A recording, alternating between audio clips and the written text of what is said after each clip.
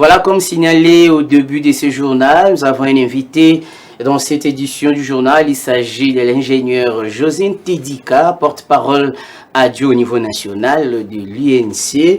Et avec lui, nous allons échanger autour de quelques sujets d'actualité. Monsieur José Ntedika, mise en place du bureau définitif de l'Assemblée nationale. Déjà, le ticket de l'Union sacrée ne fait pas l'unanimité. D'abord, vous, à l'UNC, comment vous avez trouvé ces tickets?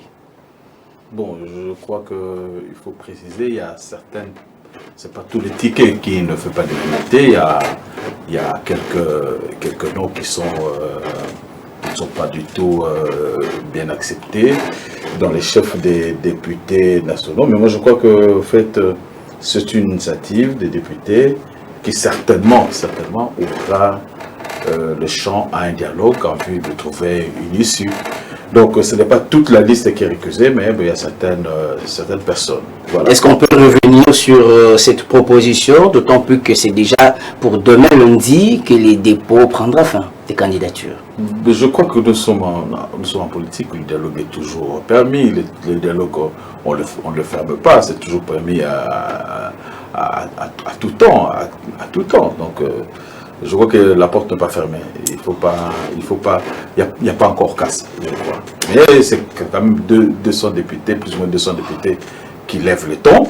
Et je crois que de la part de la hiérarchie de la plateforme, il y aura toujours une oreille attentive à cela. L'UNC, et on parlait d'abord du président Vital Kamerhe, sa candidature ne pose aucun problème. Oui, parce que peut-être que, bon, il y a la première démarche qui s'est déroulée, c'est que sa candidature a été soumise aux primaires, et lesquelles primaires, Dieu merci, ils les ont rapportées, et donc je crois que ça nous donne un peu plus de choses par rapport aux autres. Mais en dehors de lui, il y a aussi d'autres personnes pour lesquelles les candidatures ne font pas du tout mauvais écho. Mais est-ce que cette situation ne peut pas déranger le fait que déjà il y a 2 postes au niveau du Sud Kivu, d'autant plus que Vital Kamerhe également fait partie de cette entité? Bon, je n'ai pas entendu que le problème soit posé en ces termes-là, en termes géopolitiques, mais c'est plutôt en termes de poids politique que le problème a été posé. Et donc, je crois que comme le problème a été posé sur le plan du poids politique, c'est à ce niveau-là que les différentes décisions ou les solutions vont être orientées. Après plusieurs années à la tête de l'Assemblée nationale, Vital Kamerhe certainement, si on respectait les us et coutumes, il sera président de l'Assemblée nationale. Qu'est-ce qu'on peut attendre de lui? Ce qu'on peut attendre de lui, déjà, son expérience, parce que c'est la deuxième fois qu'il va aller là, c'est qu'il aura aussi retenu durant son parcours. Il n'est plus le Vital Kamerhe qu'il a été, il a 15 ans de plus que maintenant. Donc cette expérience, son âge, cette expérience, son poids politique, et je crois aussi que ça va beaucoup jouer pour maintenir les différents équilibres qu'il faut. Et en plus, aussi, je crois que son passé, son parcours, où il n'a pas été de moindre. Et donc, je crois que s'il peut transposer ça pour maintenant, il y a toujours lieu que le député puisse retrouver cette institution qu'il y avait il y a 15 ans. Est-ce que sa candidature est-elle crédible? Vital Kamerhe, qui a connu dans le passé quelques soucis avec la justice, aujourd'hui, on peut dire que sa candidature est-elle crédible en tout cas? Je crois qu'elle reste crédible à 2 points de vue. D'abord aux primaires. Aux primaires, il a remporté les primaires. Deuxièmement, maintenant, je crois que quand vous suivez les réactions des députés, je vois que sa candidature n'est pas mise en cause. Donc, elle reste bel et bien crédible. En plus, je vois qu'aux primaires, il a eu le bénéfice de l'appui de plus ou moins 183 députés. Déjà, si pour qu'il puisse... mais ce n'est pas encore la majorité au sein de l'Union l'Union sacrée ou de l'Assemblée nationale. J'en viens. Déjà, ça faisait 183 députés. Et donc, pour qu'il passe, c'est plus ou moins 251 députés. Donc, déjà, sur le 183, c'est qu'il faudra, sur l'acquis de 183 députés, et donc, s'il faut rechercher, peut-être que c'est autour de 60, bon, plus ou moins 70. Donc, je crois que l'effort à fournir est encore moins par rapport à s'il n'avait rien, s'il n'était pas crédible. Donc, je crois que ça, c'est un... Vous avez dit que nous avons un invité dans cette édition du journal. Il s'agit bel et bien de l'ingénieur José Ntedika, qui est l'actuel porte-parole adjoint au niveau national de l'UNC qui est l'Union pour la Nation congolaise, parti cher à Vital Kamerhe. Avec lui, nous échangeons sur quelques points d'actualité, notamment la mise en place du bureau définitif de l'Assemblée nationale, où on saura avec lui si l'UNC a quelle position, d'autant plus que actuellement les tickets de l'UNC, plutôt de l'Union sacrée, hein, je ne parle pas de l'UNC, mais plutôt les tickets de l'Union sacrée qui semblent être un peu boycottés par un groupe de députés nationaux, M. José Ntedika. Oui, donc ce que je suis en train de dire, je crois que l'initiative qui est prise par les députés va ouvrir certainement le dialogue pour qu'on puisse trouver une issue heureuse à ce remous. Est-ce que le présidium n'est pas allé vite en besogne par rapport à ces tickets, de votre point de vue? Bon, dans quel environnement ça se passait et tout ça, je crois que personnellement, il m'est difficile de pouvoir le dire. Mais est-ce qu'ils sont allés vite en besogne? Je crois qu'il y a le calendrier qui était soumis à leur disposition. Et qui a longtemps traîné d'ailleurs, le calendrier qu'on attendait comme on attend le Messie. Et par rapport au calendrier, je crois que ça nécessitait qu'ils puissent se mettre ensemble pour devoir trouver comment justement présenter ces tickets. Bon, évidemment, maintenant que le ticket a été présenté, il doit répondre aux exigences du corps qui est l'Assemblée nationale. Ben, ça n'a pas nécessairement rencontré l'assentiment de tous, et c'est que d'autres personnes relèvent maintenant. C'est pour ça que je dis certainement que, comme on est en politique, ça va, tel que je peux percevoir, ça va certainement amener à un dialogue pour devoir trouver des aménagements. Dont le nom est cité, en tout cas dans le couloir de l'Assemblée nationale, que doit-on attendre des Kamerhe qui a dirigé l'Assemblée, cette chambre basse du Parlement, il y a de cela plusieurs années?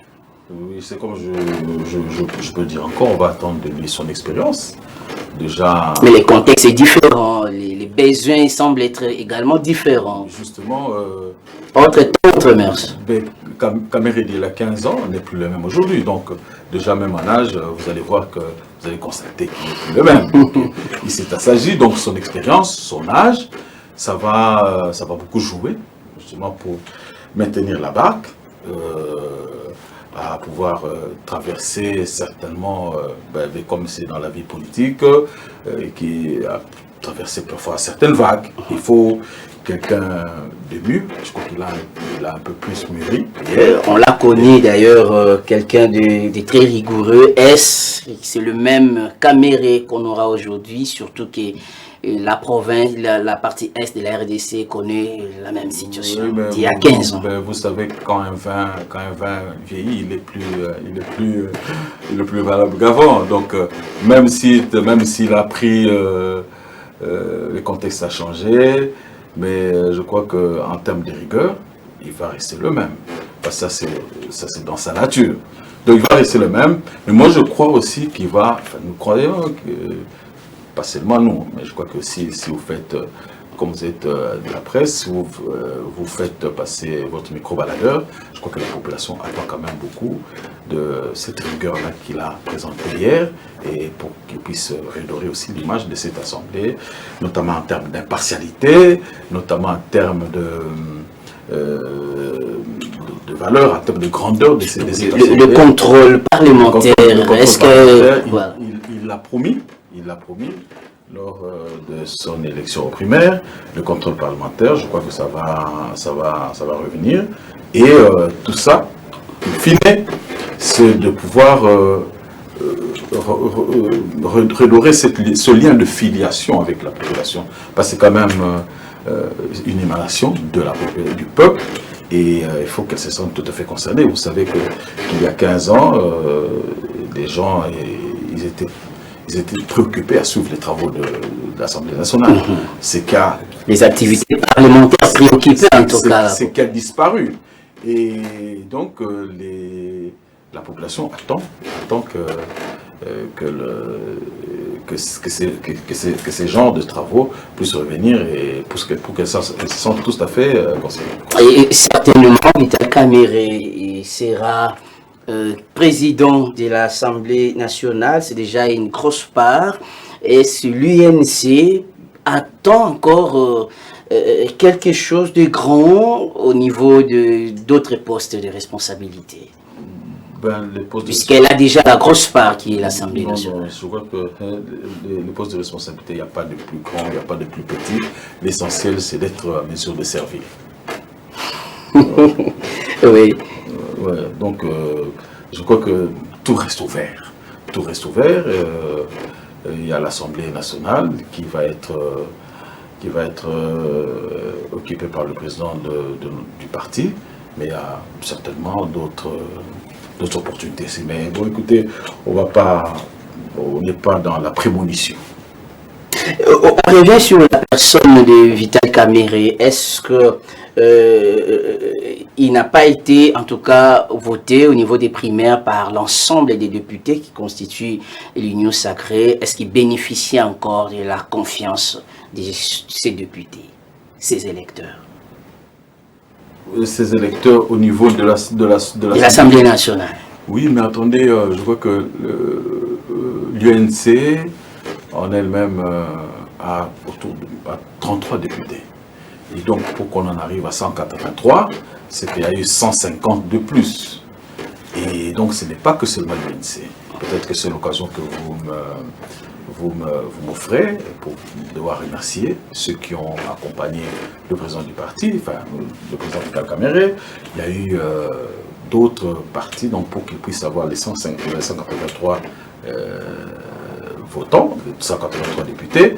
Et donc, je crois qu'on peut, c'est pas discutable qu'ils bénéficient de l'appui d'un certain nombre de députés. Mais ça, c'était le premier tour. En phase finale, je crois qu'à partir du moment déjà que même les 200 députés, plus ou moins, qui ont fait la réclamation, qui ont fait ces discours, je crois que soutiennent de manière tout à fait tacite la candidature du président Vital Kamerhe. À partir du moment où on ne récuse pas sa candidature, et donc, déjà, je crois qu'on a dépassé le cap des 183, on va déjà vers 200. Hein? Donc, si on s'en tient à cela, je crois qu'il bénéficie quand même du soutien de ses pairs, et il n'y a pas à discuter sur ce point-là. Voilà, merci beaucoup, M. José Ntedika, pour avoir répondu à notre invitation. Je rappelle que vous êtes le porte-parole adjoint au niveau national de l'UNC, parti cher à l'honorable Vital Kamerhe. Ben écoutez, c'est moi qui vous remercie. Peut-être que j'en profite aussi pour saluer les téléspectateurs qui nous suivent à ce moment-ci.